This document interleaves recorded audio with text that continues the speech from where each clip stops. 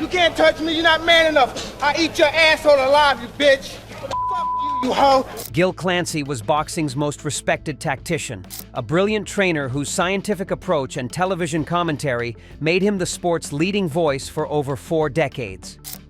The Bronx native transformed boxing education through detailed analysis and technical instruction that elevated countless fighters from amateur prospects to world champions. Jab off, keep it out, but also stand mostly to his right.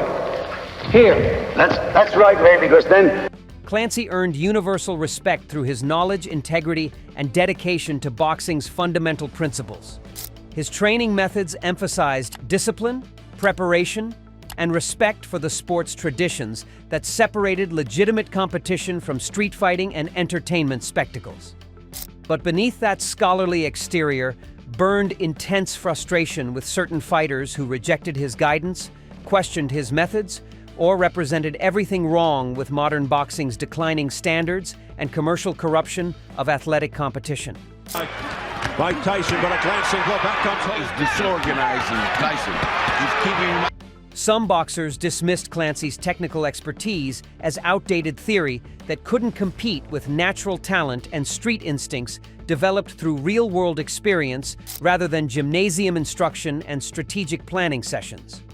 Others attacked his credibility through public criticism designed to elevate their own reputations while diminishing someone whose knowledge threatened their claims of superior boxing intelligence and innovative training approaches. Clancy's anger came from watching the sport he loved being corrupted by personalities who prioritized entertainment value over technical excellence and genuine athletic achievement earned through proper preparation and scientific methodology.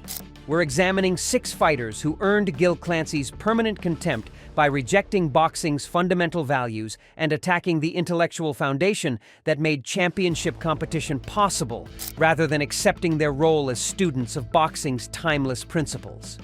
6. Roberto Duran. Starting at number 6 is Roberto Duran, the Panamanian fighter whose crude style and dismissive attitude toward technical instruction represented everything Clancy despised about natural talent being wasted through ignorance and stubborn refusal to accept proper boxing education. Duran possessed incredible fighting instincts and devastating punching power, but his rejection of systematic training methods frustrated Clancy's attempts to maximize those gifts through scientific preparation and strategic development of comprehensive boxing skills.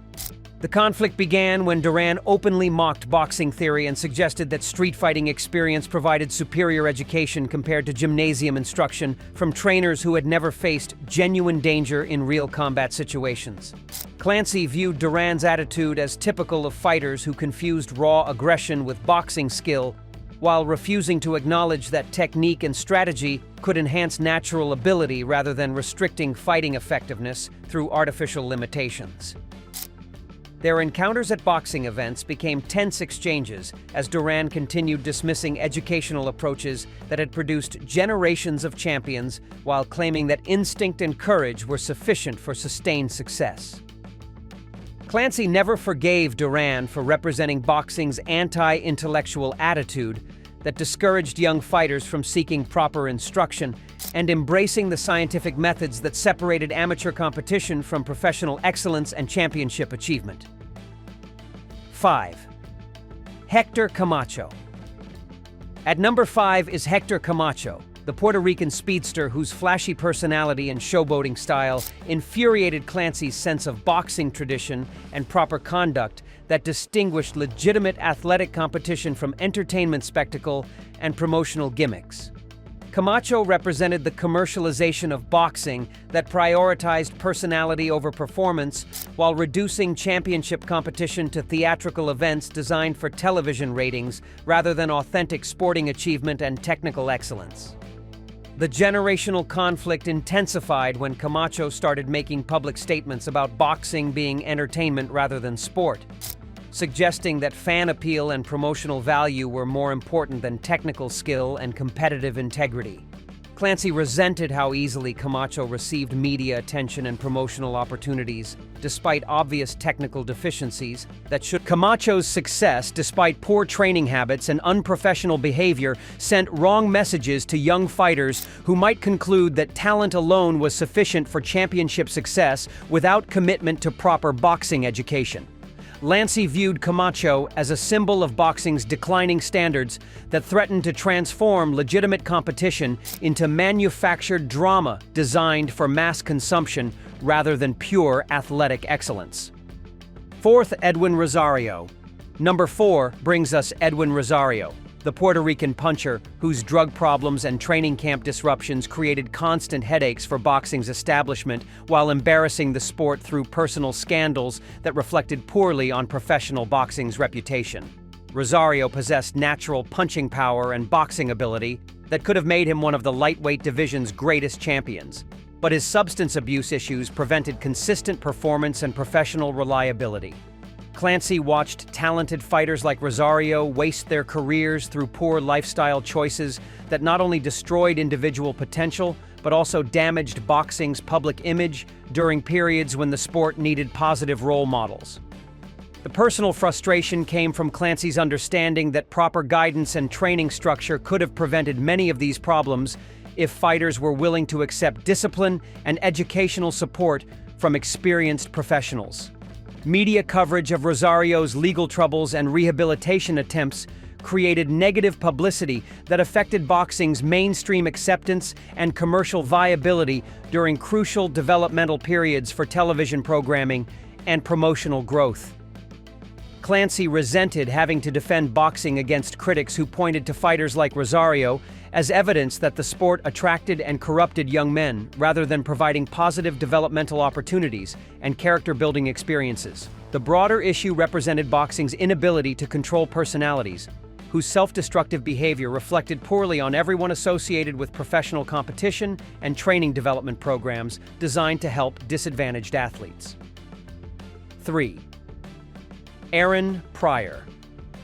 At number 3 is Aaron Pryor, the Cincinnati fighter whose erratic behavior and conspiracy theories about drug testing and promotional politics created unnecessary controversy that damaged boxing's credibility during sensitive periods of media scrutiny and regulatory oversight. Pryor represented the paranoid mindset that blamed external forces for personal failures while refusing to accept responsibility for training camp problems and competitive disappointments that resulted from inadequate preparation rather than systematic persecution. The conflict escalated when Pryor started making public accusations about drug testing manipulation and promotional corruption without providing evidence or constructive solutions for addressing legitimate concerns about boxing's regulatory problems. Clancy viewed Pryor's conspiracy theories as dangerous distractions that prevented young fighters from focusing on training fundamentals and competitive preparation while encouraging distrust of boxing's institutional structure and educational resources. The situation became embarrassing when Pryor's accusations received media attention that portrayed boxing as inherently corrupt, rather than addressing specific problems through proper channels and constructive reform efforts supported by knowledgeable professionals. Pryor's refusal to work within established systems frustrated Clancy's attempts to reform boxing through educational initiatives and technical standards that required cooperation from fighters willing to embrace positive change rather than destructive criticism. Clancy never forgave Pryor for undermining boxing's educational foundation through unfounded accusations that discouraged proper instruction and created unnecessary suspicion about motives of dedicated trainers and boxing professionals. 2. Michael Nunn. Number 2 is Michael Nunn, the middleweight champion whose arrogant dismissal of boxing tradition and disrespectful attitude toward veteran trainers represented the worst aspects of modern fighters who confuse natural talent with comprehensive boxing knowledge and ring wisdom. Nunn possessed exceptional boxing ability and natural athleticism that made him successful, despite refusing to acknowledge the debt he owed to previous generations who had developed the techniques and strategies that formed his competitive foundation.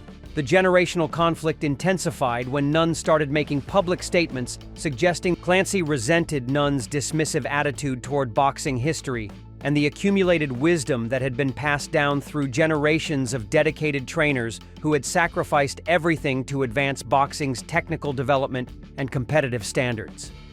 The personal animosity deepened when Nunn began criticizing traditional training methods while offering no constructive alternatives or demonstrating superior results that justified his revolutionary claims about boxing education and preparation techniques.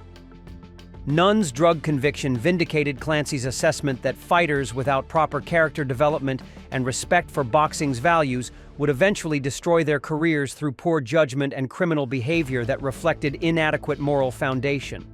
The broader issue represented boxing's ongoing struggle between tradition and innovation as younger fighters sought to establish their own identity, while often rejecting valuable lessons that could have prevented personal and professional disasters. 1. Mike Tyson. And finally, at number 1, the most devastating disappointment of all. Mike Tyson, the heavyweight phenomenon whose incredible potential was destroyed through poor guidance, personal scandals, and systematic rejection of boxing's fundamental values that Clancy had spent his life promoting and defending. Tyson represented everything that could go wrong when exceptional natural ability was combined with inadequate character development and educational support from people who understood boxing's responsibilities beyond mere competitive success and financial gain. Clancy watched Tyson's early development with fascination and hoped that someone with such incredible gifts would embrace boxing's traditions and become a positive representative for the sport's values and competitive excellence. The relationship deteriorated as Tyson's behavior became increasingly erratic, and his public statements revealed contempt for boxing's educational aspects while glorifying violence and intimidation rather than athletic achievement and technical mastery. Clancy felt personally betrayed watching Tyson waste opportunities that hundreds of other fighters would have treasured while using his platform to promote negative stereotypes about boxing's influence on young men from disadvantaged backgrounds. The broader tragedy represented boxing's failure to protect its greatest talents from corrupting influences, while demonstrating why technical training must be combined with moral education to produce champions worthy of public respect and admiration. From wasted talent to broken traditions, Gil Clancy witnessed boxing's greatest failures. Which disappointment hurt most? Subscribe for more boxing wisdom and tragedy.